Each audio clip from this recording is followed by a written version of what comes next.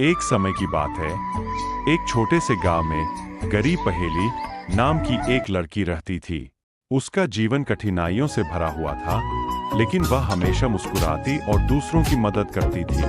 वह बहुत साधारण थी, लेकिन उसकी बुद्धिमानी और सादगी ने उसे गांव के सभी लोगों का प्रिय बना। उस गांव में एक अमीर व्यापारी भी रहता था, जिसकी बेटी का नाम धनवान कथा था। दोनों का जीवन बिल्कुल विपरीत था। जहां धनवान कथा के पास सब कुछ था, वही गरीब पहेली को रोज की छोटी छोटी जरूरतों के लिए भी संघर्ष करना पड़ता था। लेकिन गरीब पहेली के पास एक अनमोल संपत्ति थी, उसका दिल और उसकी सच्चाई। एक दिन गांव में एक घोषणा हुई कि राजा अपने बेटे के लिए योग्य दुल्हन की तलाश कर रहे हैं।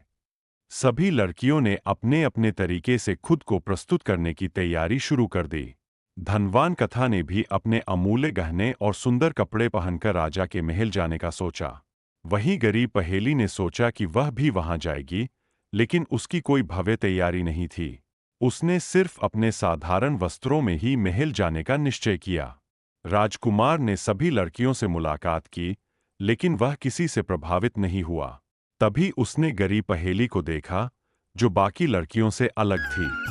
उसने न तो गहने पहने थे और न ही महंगे कपड़े, लेकिन उसकी आंखों में सच्चाई और दयालुता झलक रही थी।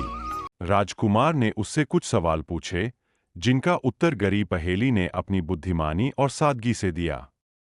राजकुमार को समझ में आ गया कि सच्ची सुंदरता बाहरी दिखावे में नहीं, बल्कि दिल की अच्छाई और बुद्धि में होती है।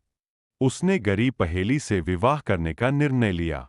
इस तरह गरीब पहेली की शादी राजकुमार से हुई और वह अपनी सादगी,